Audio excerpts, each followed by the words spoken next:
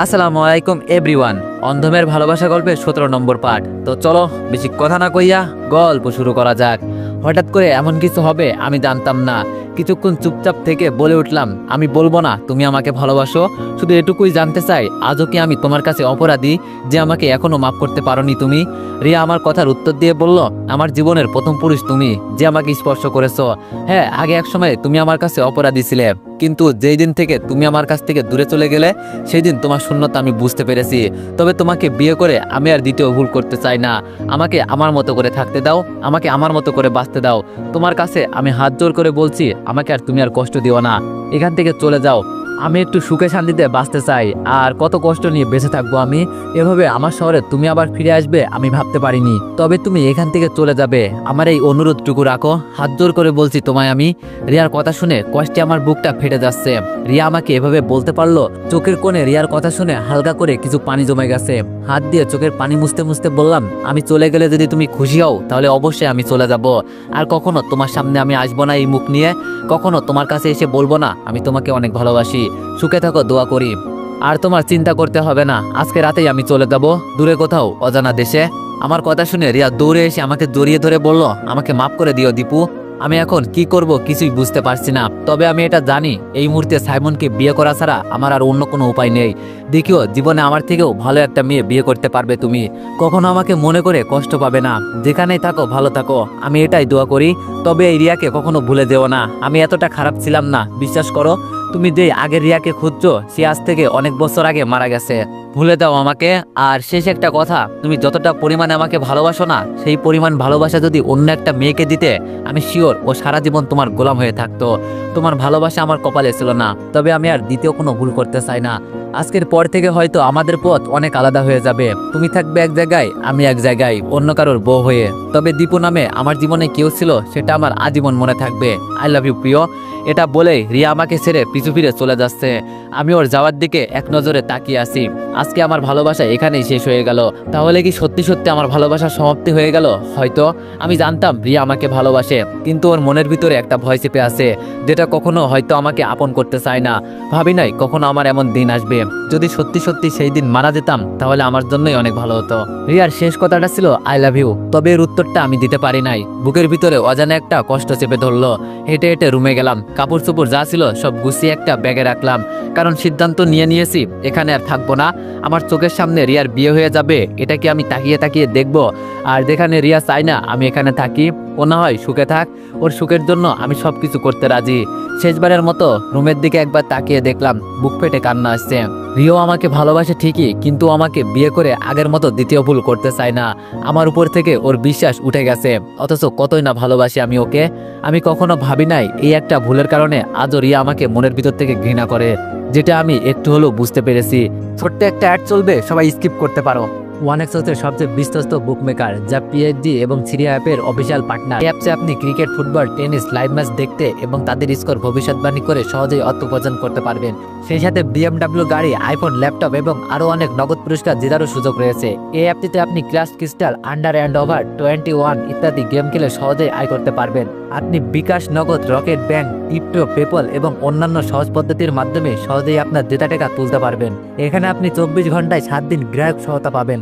তাই এখনই পিন কমেন্টের লিঙ্ক ব্যবহার করে রেজিস্ট্রেশন করুন, অথবা গুগলে ওয়ানেক্স সার্চ লিখে রেজিস্ট্রেশন করুন। আর হ্যাঁ, রেজিস্ট্রেশনের সময় আমার প্রোমো কোড VODO7 ব্যবহার করে প্রথমবার ডিপোজিটে 20,000 টাকা পর্যন্ত পান।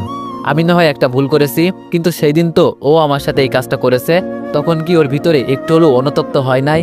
আর হবেই বা কেন? আমি তো ওকে বেশি ভালোবাসি, কিন্তু ও তো না। ভালোবাসার জন্য মানুষ কতই না কিছু করে। হায়রে ভালোবাসা!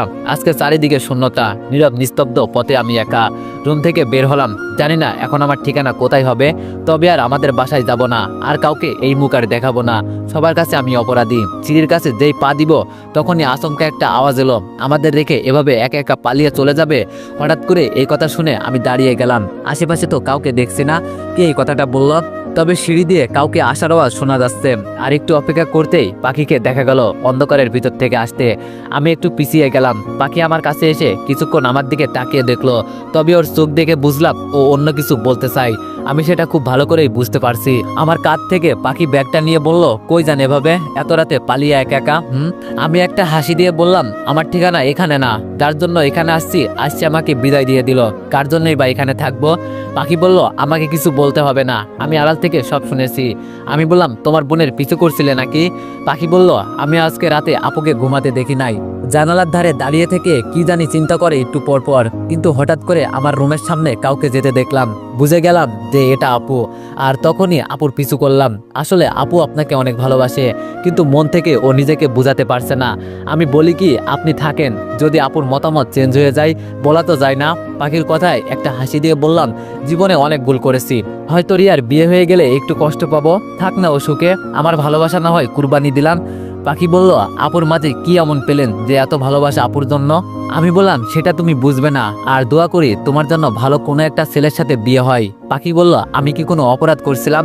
পাখির মুখের উপর তাকিয়ে বললাম, আমার ভিতরে একমাত্র রিয়ার জন্য ভালোবাসা ছিল, আর আমার মতো বাজে ছেলের সাথে তোমার যায় না, ভালো কাউকে দেখে বিয়ে করে নিও। পাখি এবার কান্নার দৃষ্টিতে আমার দিকে তাকিয়ে বলল, সত্যি আপনি চলে যাবেন? আমি বললাম, চলে যাব, অজানা এক ঠিকানায়, যেটা আমার নিজেরও জানা নেই। পাখি বলল, আমার কথা মনে রাখবেন? আমি বললাম, আরে তোমার মুখটা কি ভুলে যাওয়ার মতো? আমি বলে যাচ্ছি, রিয়ার থেকেও ভালো বেটার কোনো স্বামী পাবে তুমি। পাখি বলল, আমাকে মাফ করেন, আমি আপনার জন্য কিছুই করতে পারি নাই।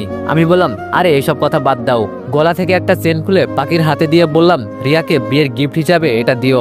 এই চেনটা আমার আম্মুর খুব ফেভারিট ছিল, সাথে আমারও, এছাড়া আমার কাছে দেওয়ার মতো কোনো কিছু নাই। পাখি আমার হাতের চেনটা নিয়ে বলল, খুব কষ্ট হচ্ছে না আপনার আপুর জন্য? চোখের পানি লুকিয়ে বললাম, অনেক কষ্ট হচ্ছে, তবে সেটা দেখাতে পারছি না কাউকে। যাও বাসায় গিয়ে ঘুমাও, এত রাতে এখানে কেউ দেখলে তোমাকে সন্দেহ করবে। পাখি বলল, আরে আমার কথা ছাড়েন, এত রাতে আপনি কোথায় যাবেন এখন? পাখির হাত থেকে ব্যাগটা নিয়ে বললাম, জানি না এখন কোথায় যাব, তবে এখন দু চোখ যেখানে যায় সেখানেই যাব, ভালো থাকিও, আসি। এই বলে পিছন ফিরে হাঁটতে লাগলাম, আর পিছন থেকে পাখি আমাকে ডেকে যাচ্ছে, কিন্তু আমি সেই দিকে আর তাকালাম না। মায়ের বাড়িয়ে লাভ নেই, শেষবারের মতো যদি রিয়াকে একটু দেখতে পারতাম। ওই তো ওর রুমের দরজা খোলা আছে, কিন্তু আফসোস যেতে পারবো না, এখান থেকে যেতে অনেক কষ্ট হচ্ছে, কিছুতেই মন মানছে না রিয়ার কাছ থেকে দূরে সরে যাই। এত ভালোবাসার পরও আজকে আমি ব্যর্থ। রিয়াদের বাসা থেকে বেরিয়ে বাইরের 3 রাস্তার মোড়ে দাঁড়িয়ে আছি। আমি নিজেও জানি না এখন আমার ঠিকানা কোথায় হবে। কত আশা ছিল আমার আর রিয়ার একটা সুখের সংসার হবে, ছোট ছোট বাচ্চা হবে আমাদের। এভাবে যে সবকিছু নিমিশেই শেষ হয়ে যাবে সেটা কখনোই আশা করি নাই। এখন আমি আর কারো কাছে যাব না, নিজে একা যদি কিছু করতে পারি, আর কারো কাছে নিজেকে প্রকাশ করব না। দিন শেষে সবাই আমার সাথে বেইমানি করে, দিন শেষে সবাই কেন বারবার ঘুরে ফিরে আমার বুকের ভিতরে ছুরি দেয়? সত্যি আমি কি কোনো বড় অপরাধী? হয়তো অপরাধী দেখেই তো সবাই আমার সাথে এমন করে। এখন জীবনের শেষ মুহূর্তে এসে দাঁড়িয়ে আছি, আমি নিজেও জানি না এখন আমার ঠিকানা কোথায় হবে। যদিও বেঁচে থাকি, তবে এখন শুধু একজন জ্যান্ত মরা মানুষের মতো বেঁচে থাকবো। আস্তে আস্তে হেঁটে হেঁটে ছোট্ট একটা গলির ভিতরে ঢুকলাম। আমি জানি এইসব অলিগলিতে অনেক পোলাপানি থাকে, যারা সুযোগ পেলেই মানুষের কাছে যা কিছু থাকে সব লুটে নিয়ে যায়, এমনকি মেরেও ফেলতে পারে। আমার ভিতরে এখন আর তেমন কোনো ভয় কাজ করছে না। আমি মরলে এখন কারোর কিছু আসে যায় না, তবে আমার শেষ একটা ইচ্ছা আছে, রিয়ার বিয়েটা নিজ চোখে লুকিয়ে থেকে আমি একটু দেখতে চাই। আমি দেখতে চাই ওর ভিতরে আমার জন্য একটু হলেও ভালোবাসা আছে নাকি। আমি জানি ও আমাকে ভালোবাসে, তাও আমি নিজ চোখে দেখতে চাই। গলির ভিতর দিয়ে অনেকটাই রাস্তা হেঁটে হেঁটে চলে আসছি, তবে এই রাস্তায় যেন কোনোভাবেই শেষ হচ্ছে না। আর কিছুটা সামনে যেতেই 5 জন ছেলে এসে আমাকে ঘিরে ধরলো, যেটা দেখে আমি মনে মনে একটু খুশি হয়েছি। ওরা যদি আমার কাছে কিছু না পায় তাহলে আমাকে মেরে ফেলতে পারে, আর আমি তো সেটাই চাই। এখন বর্তমানে আমার কাছে তেমন কিছু এমনিতেই নাই। একটা ছেলে আমার দিকে পিস্তল তাক করে বলল, পকেটে যা আছে সব দিয়ে দে। আমি একটা হাসি দিয়ে বললাম, জি মামা, আমার কাছে বর্তমানে তেমন কিছুই নাই, এই একটাই ব্যাগ আছে, যদি নিতে চান নিতে পারেন, এছাড়া আমার কাছে কিছুই নেই। একটা ছেলে ঠাস করে আমার গালে চড় বসিয়ে বলল, শালা আমার সাথে মিথ্যা কথা বলিস। পিস্তল দেখিয়ে বলল, এটা কি চিনিস তো, দিব নাকি ভরে? আমি পিস্তলটা হাতে ধরে আমার কপাল বরাবর এনে বললাম, এখানে গুলি করে দেন, তাহলে তাড়াতাড়ি মারা যাব, আর আমাকে যদি মারেন তাহলে হয়তো কিছু পেতে পারেন, নইলে না। এর মাঝে একটা ছেলে রেগে ফায়ার হয়ে বলল, শালা বুঝছি তুই এভাবে কিছুই স্বীকার করবি না, দাঁড়া। বলে কাকে জানি জোরে একটা ডাক দিয়ে বলল, ভাই দেখে যান। এই ছেলে তো কিছুই দিতে চাইছে না, উল্টা বলে ওকে মেরে ফেলতে। অন্ধকারের মাঝে একটা ছেলে হেঁটে হেঁটে আমাদের কাছে আসলো। আমি মিটমিট চাঁদের আলোয় ওকে দেখেই চিনে গেছি যে এটা মায়ের চাচাতো ভাই। ও ও হয়তো আমাকে চিনতে পারে নাই আমি কে। যদি আমার চেহারা ভালো করে দেখে আমাকে এখানে রেখেই দৌড় দিতে পারে। মায়ার ভাই পিস্তল হাতে নিয়ে একটা ছেলেকে উদ্দেশ্য করে বলল, তোদের মাথায় কি একটুও বুদ্ধি নাই? ওকে চেক করে দেখবি কি আছে না আছে। সব কিছু কি আমার বলে দিতে হবে? সব কাজ কি আমার একাই করতে হবে? এই বলে আমার দিকে মায়ের চাচাতো ভাই আবার পিস্তল তাক করে বলল, কি টিগার চাপ দিব নাকি? আমি বললাম, কাকে ভয় দেখান, আমাকে নাকি? আমি এসব কিছুই ভয় পাই না। বলছি না যদি মারার হয় এখানেই মেরে ফেলুন, আমিও তো এটাই চাই। মায়ের চাচাতো ভাই পিস্তল পকেটে রেখে বলল, তোরে কেমন জানি আমার চেনা চেনা লাগছে। এই বলে ফোনের লাইট অন করে আমার দিকে ধরলো আর জোরেই বলে উঠলো, এই তোদের মাথায় কি একটুও বুদ্ধি নাই? কাকে রেখে কাকে ধরলি? ওনার কাছ থেকে কেউ কিছু নিলি না তো? আবার একটা ছেলে বলে উঠলো, না ভাই, কিন্তু কেন? মায়ের চাচাতো ভাই রেগে বলল, এই কথার উত্তর শুনতে হবে না, এখন তোরা এখান থেকে যা। আমাকে দেখিয়ে বলল, একে সামনে দেখলেই সালাম দিবি, এখন তোরা সবাই যা। এটা বলতেই সবগুলো ছেলে চলে গেল। মায়ের ভাই দুই হাত জোর করে বলল, বস আমাকে মাফ করে দেন, আমি জানতাম না এটা আপনি হবেন। আমি মন খারাপ করে বললাম, তুমি কেন এখানে আসলে? আমি তো এখানে মরতে এসেছি। মায়ের ভাই আমার দিকে তাকিয়ে বলল, আপনার মাথা খারাপ হয়ে গেছে বস, কি সব কথা বলছেন আপনি? আমি বললাম, আমার মাথা খারাপ হয়ে গেছে, সেটা তুমি বুঝবে না। তো এখন বলো তুমি এখানে কি এইসব করে বেড়াও? মায়ের চাচাতো ভাই মাথা নিচু করে বলল, সরি বস, আমার এইসব অভ্যাসে পরিণত হয়ে গেছে, কি করব বলেন? আমি বললাম, পেটের দায়ে আর যাই করো না কেন, মানুষ খুন করো না। আর তুমি তো সব দিক দিয়ে পারফেক্ট আছো, তুমি কেন এইসব করবে? তোমাকে এটা মানায় না। মায়ের ভাই আমার কথা শুনে চুপচাপ দাঁড়িয়ে আছে, কোনো কথা বলছে না। আমি বুঝে গেছি ও যে নিজের ভিতরে একটু হলেও কিছুটা ভুল অনুভব করতে পেরেছে। আমি বলে উঠলাম, থাক বাদ দাও এসব, এখন এত রাতে এখানে না থেকে বাসায় যাও, গিয়ে ঘুমাও। এবার মায়ের চাচাতো ভাই আমার দিকে তাকিয়ে বলল, সে তো যাবই, কিন্তু আপনি কোথায় যাচ্ছেন এত রাতে? আমি একটা হাসি দিয়ে বললাম, সেই ঠিকানা আমার এখনো জানা নেই, তবে দুই চোখ যেখানে যাই সেখানেই চলে যাব আজকে। মায়ের চাচাতো ভাই বলল, আপনার কি হয়েছে বস, আমাকে বলুন। আর আপনার চেহারা এমন হয়ে গেছে কেন? চোখগুলো একদম লাল হয়ে আছে, মনে হয় আপনি ভালো নেই। মন খারাপ করে বললাম, সেই রকম কিছু একটা হয়েছে। এই পৃথিবীতে আর বেঁচে থাকতে আমার ভালো লাগে না, মন চাই কোথাও পড়ে আত্মহত্যা করি, কিন্তু আত্মহত্যা যে মহাপাপ। মায়ের চাচাতো ভাই আমার হাত ধরে বলল, আমি যতটুকু বুঝতে পেরেছি আপনি ভালো নেই, যদি কোনো উল্টোপাল্টা কিছু করে ফেলেন চলেন আমাদের সাথে আমাদের বাসায়। আমি বললাম, আরে না, তুমি যাও, আমার জন্য চিন্তা করতে হবে না, আমার জীবনের এখন আর কোনো মূল্য নেই, সবকিছু হারিয়ে এখন আমি একা হয়ে গেছি। মায়ের চাচাতো ভাই বলল, আপনি পরে যেখানে যাওয়ার যাবেন, আগে আমার সাথে আমাদের বাসায় যাবেন, আমার মন বলছে আপনি কিছু একটা করে ফেলবেন। এই বলে মায়ের ভাই আমাকে বাইকের কাছে নিয়ে এলো। মনে মনে চিন্তা করছি, মায়ের চাচাতো ভাই মানুষটা খারাপ হলেও মনের দিক দিয়ে অনেকটাই ভালো আছে। আস্তে আস্তে বাইক চলতে লাগলো। এখন যে আমি কি করব আমার কোনো কিছুই জানা নেই, সবকিছু এখন আমার চিন্তা ভাবনার বাইরে চলে গেছে। তবে এখন শুধু এটুকু জানি, শেষবারের মতো রিয়ার বিয়েটা দেখে মরতে পারলেই শান্তি। কিছুক্ষণ পরে একটা বাসার সামনে এসে বাইক থামলো। মায়ের চাচাতো ভাই যেতে যেতে বলল, আসেন আমার সাথে। আমি দাঁড়িয়ে দাঁড়িয়ে তাকিয়ে বোঝার চেষ্টা করছি এখন বর্তমানে কোথায় আছি, কিন্তু এই জায়গাটাকে চিনতে পারছি না। কলিং বেল বাজাতেই কিছুক্ষণ পর মায়া ঘুম ঘুম চোখে দরজা খুলে দিল। সামনে আর আমাদের দিকে না তাকিয়ে পিছন ফিরে হেঁটে যেতে যেতে বলল, ফাহিম ভাইয়া, আজকে কেন এত দেরি করলে? কতদিন তোমাকে বলছি এত রাত করে বাসায় আসবে না, মা বাবা আমাকে বকা দেয় যেন রুমের দরজা খুলে না দিই, কিন্তু তুমি তো শোনো না। ফাহিম তাড়াতাড়ি মায়াকে ডেকে বলে উঠলো, আরে কই যাস, দেখে তো যা আমাদের বাসায় কে এসেছে। মায়া চোখ কচলাতে কচলাতে আমার দিকে তাকাতে মায়ের ঘুম যেন এক নিমিষেই উড়ে গেল। মায়া আমার কাছে এসে জিজ্ঞেস করলো, আরে ভাইয়া আপনি এখানে? এতদিন পর তাহলে আমার কথা মনে হয়েছে। ব্যাগটা নিচে রেখে মায়ের দিকে তাকিয়ে বললাম, ভাগ্যে হয়তো লেখা ছিল আজকে এখানে আসবো, তাই তোমার সাথে দেখা হয়েছে। তো এখন বলো কেমন আছো তুমি? মায়া বলল, এই তো ভাইয়া আলহামদুলিল্লাহ ভালো আছি, তবে আপনাকে কেমন কেমন জানি লাগছে, চোখগুলো এভাবে ফুলে গেছে কেন? মায়া চাচাতো ভাই ফাহিম বলে উঠলো, জানিস মায়া, ভাইয়ার দিক কি হয়েছে আমি নিজেও জানি না, তবে কেন উনি এইভাবে মরতে চাই আর কি বা হয়েছে ওনার জিজ্ঞেস কর। আমি না থাকলে আজকে হয়তো দীপু ভাইয়া মারা যেত। মায়া আমার হাত ধরে বলল, ভাইয়া আপনার কি হয়েছে সত্যি করে বলুন, কেউ তো আবার আপনাকে কিছু বলে নাই? এর মাঝে মায়ার বাবা মা নিচে নামলো। মায়া আমাকে পরিচয় করিয়ে দিয়ে বলল, বাবা এ হলো সেই দিনের ভাইয়া যাকে আমি বাঁচিয়েছিলাম। মায়ার বাবা আমার দিকে তাকিয়ে বলল, কি বলে যে তোমাকে ধন্যবাদ দিব বলার বাইরে। সেই দিন তুমি যদি টাকা। আমি মায়ার বাবাকে থামিয়ে দিয়ে বললাম, আঙ্কেল এভাবে বলবেন না, মায়া আমার ছোট বোনের মতো, তাই কোনো ধন্যবাদ দিতে হবে না। মায়ার আম্মু আমার হাত ধরে বলল, তুমি এসেছো অনেক ভালো হয়েছে, যতদিন পারো আমাদের এখানে থেকে যাবে। মায়া, তোর ভাইকে উপরের রুমটা দেখিয়ে দে। আমি মাথা নিচু করে বললাম, না আন্টি, লাগবে না, আমি চলে যাব। আসলে এক জায়গায় যাওয়ার ছিল আমার। পরে ফাহিমের সাথে হঠাৎ দেখা।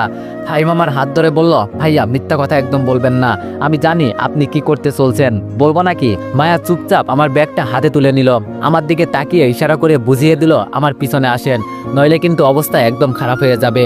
মায়ার পিছনে উপরে উঠতে উঠতে বললাম, মায়া, আমি এখন সবার থেকে আলাদা হয়ে গেছি, আমাকে একা ছেড়ে দাও, তাহলে আমি খুশি হব।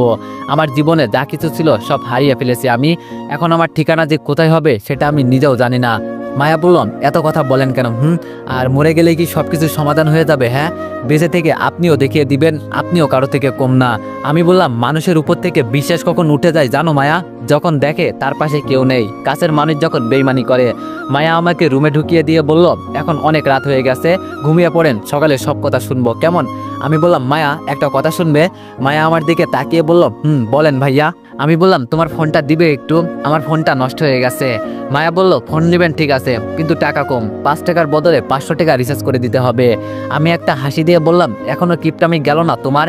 মায়া মুখ বাঁকা করে বলল, কিপটামি আমি করছি? হ্যাঁ, আমি কি টাকা ইনকাম করতে পারি, তাই তো একটু কিপটামি করতে হয়, বুঝলেন? আমি বললাম, বুঝছি। আচ্ছা মায়া, তাহলে তুমি যাও, তোমাকে এত রাতে বিরক্ত করার জন্য আমি অনেক অনেক সরি। মায়া বলল, আরে সরি বলতে হবে না, আপনি এখানে এসেছেন কতটা যে খুশি হয়েছি বলার বাইরে। হঠাৎ আবার একটা কথা মনে হলো, তাই মায়াকে আবার প্রশ্ন করলাম, মায়া। মায়া আমার কথা শুনে দাঁড়িয়ে বলল, আবার কি হয়েছে বলেন? আমি বললাম, ফাহিম কি তোমার বাসায় থাকে নাকি? মায়া বলল, ফাহিম ভাইয়া এখানেই থাকে, ছোট থাকতে ভাইয়ার বাবা মারা যায়, আর এরপরে চাচি আরেকজনের সাথে পালিয়ে চলে যায়, কই যে আছে চাচি এখন আজ পর্যন্ত আমরা জানতে পারলাম না। আমি মায়ের কথা শুনে বললাম, মায়ের মতো আপন কেউ হয় না, আর সেই মা যদি সন্তান রেখে চলে যায় এর মতো কষ্ট আর নেই। তবে ফাহিম ভালো আছে মনের দিক থেকে, শুধু সঙ্গ দেশে এমন হয়েছে। মায়া বলল, আচ্ছা তাহলে আপনি থাকেন, সকালে কথা হবে। মায়া আমাকে বিদায় জানিয়ে চলে গেল। আসলে একটা জিনিস ভেবে আমি অবাক হচ্ছি, আগে যখন তানিয়া আমাকে মেরে রাস্তায় ফেলে রেখে গিয়েছিল তখন এই মায়াই আমাকে বাঁচিয়েছিল, আর আজকে ওর চাচাতো ভাই। সত্যি ওদের আমি কি বলে যে ধন্যবাদ দিব বলার বাইরে। বিছানার উপর শরীর হেলান দিয়ে শুয়ে আছি, শরীর থেকে এখনো ঘাম ঝরছে, নিজের উপর আমার এখন নিজেরই ঘৃণা হচ্ছে। একটা মেয়ের জন্য আমি এত কিছু করছি, তাও আমি ওর ভালোবাসা পেলাম না। মনকে অনেক মানাতে চেষ্টা করছি, কিন্তু কোনোভাবেই যেন পারি না। এখন আমার মন বলছে রিয়াকে আমি পাবো। এটা জানার পরও যে ওর বিয়ে অন্য কারোর সাথে হয়ে যাবে, তারপরও এমন কিছু আমি আশা করি। মায়ের ফোনটা হাতে নিলাম বন্যার বাবাকে কল দেব বলে, কিন্তু লন্ডনের নাম্বার আর এখানকার নাম্বার অনেকটাই আলাদা। আপুর নম্বরে শুধু একটাই মেসেজ করলাম, আমি কোথায় বা কই আছি আমাকে খোঁজার চেষ্টা করবি না, আমি এখন সবার চোখে অনেক বড় অপরাধী হয়ে গেছি। তবে আপু, আমি দূরে যেতে চাই না, কিন্তু কি করব বল? রিয়া আমাকে বলেছে আমি যেন এখান থেকে চলে যাই, মনকে মানাতে পারি না আপু যখন প্রিয় মানুষ এই কথা বলে। আপু আরেকটা কথা, বন্যার বাবা আর মাকে বলিস আমার জন্য ঝামেলা করতে হবে না, কয়েকদিন আমাদের বাসায় থেকে চলে যেতে বলবি, আর বলিস আমি কোনো একদিন লন্ডনে ওদের কাছে ফিরে যাব। আমার চিন্তা কখনো করবি না তোরা, আগে যেমন আমি তোদের কাছে মৃত ছিলাম এখনো মৃত আছি এটা মনে করিস। কাছের মানুষকে ভুলে যাওয়া যে কতটা কষ্টের সেটা আমি জানি। আবার যদি আমি নতুন করে জীবন ফিরে পাই না আপু, তখন আমি এই রিয়াকেই চাইবো। আমাকে ভুলে যাস না আপু, ভালো থাকিস, দোয়া করি। মেসেজটা করে বিছানার একপাশে ফোনটা রাখলাম, চোখের পানি যেন কোনো মতেই বন্ধ হতে চায় না। আমি আর রিয়ার কথা চিন্তা করব না, একা একা এখন বাঁচা শিখতে হবে, কারণ সামনে আমার অনেক দূর পথ অতিক্রম করতে হবে। সকালে ফজরের আজানে আমার ঘুম ভেঙে গেল। রুম থেকে বেরিয়ে হেঁটে হেঁটে ছাদের এক কোনায় দাঁড়িয়ে আছি। এই শেষ রাতের বাতাসটাই যেন অন্যরকম, মন প্রাণ সবকিছু যেন এক নিমিষে শীতল হাওয়ার মতো ঠান্ডা হয়ে যায়। এখানে দাঁড়িয়ে দাঁড়িয়ে কি করা হচ্ছে? পিছনে তাকিয়ে দেখি মায়া। আমি সামনে তাকিয়ে বললাম, ঘুমাও নাই নাকি মায়া? মায়া বললাম, ঘুমিয়েছিলাম, কিন্তু কিছু একটার আওয়াজ শুনে ঘুম ভেঙে গেল, হয়তো তোমার পায়ের জুতার আওয়াজ শুনে। আমি বললাম, সকালের আবহাওয়াটা খুব সুন্দর না? মায়া একটা হাসি দিয়ে বললাম, আমার কাছে অনেক ভালো লাগে, মাঝে মাঝে আমি এখানে আসি তো শেষ রাতের হাওয়া খেতে। নিস্তব্ধ আকাশে সাথে মায়া দাঁড়িয়ে আছে, ঠান্ডা বাতাসে কনকনে শীতল হাওয়া, আশেপাশে পরিবেশ নীরব। শেষ রাতে এই সময়ে এই মুহূর্তে রিয়াকে আমার পাশে দরকার ছিল। যখনই এমন পরিবেশে থাকি তখনই রিয়ার কথা মনে পড়ে যায়। সিগারেটের প্যাকেট সাথে নিয়ে এসেছি, যখনই রিয়ার কথা আমার মনে পড়ে তখনই সিগারেট জ্বালিয়ে রিয়ার কথা মন থেকে দূর করার চেষ্টা করি। মায়ার সামনে সিগারেটের আগুন জ্বালাতেই মায়া আমার হাত থেকে সিগারেটের প্যাকেট নিয়ে বলল, তোমার মাথা খারাপ হয়ে গেছে?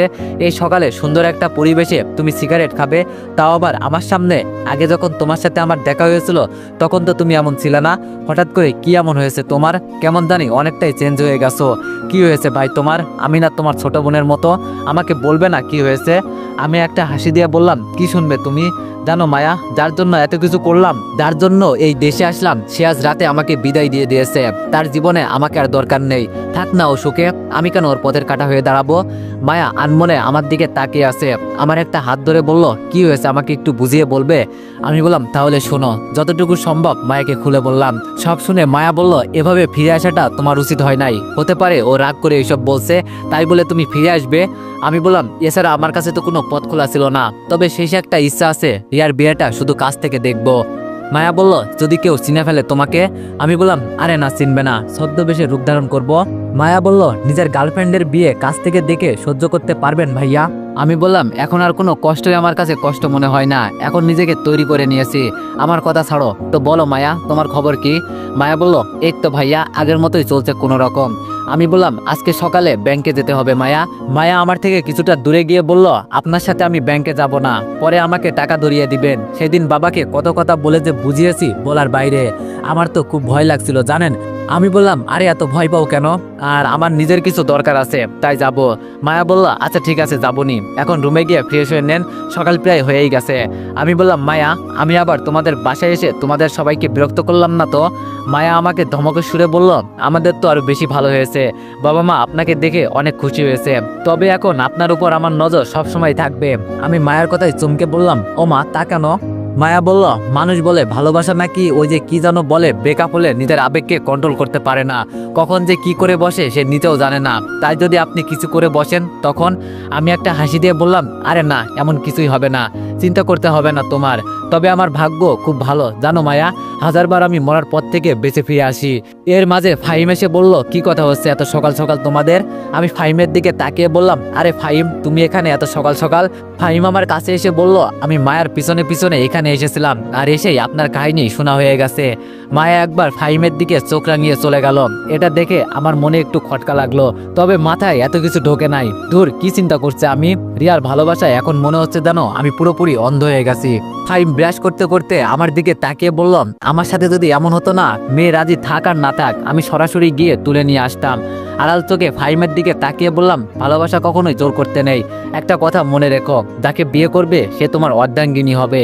সে যদি তোমার বিরুদ্ধে থাকে তখন তুমি কারো কাছে গিয়ে শান্তি পাবে না।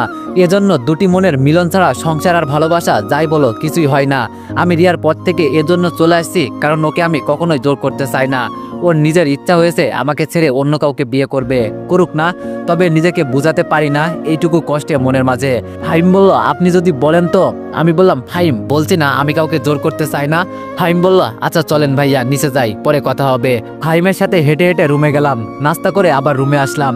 তো এভরিওয়ান, নেক্সট পার্টের জন্য অপেক্ষা করো। ধন্যবাদ।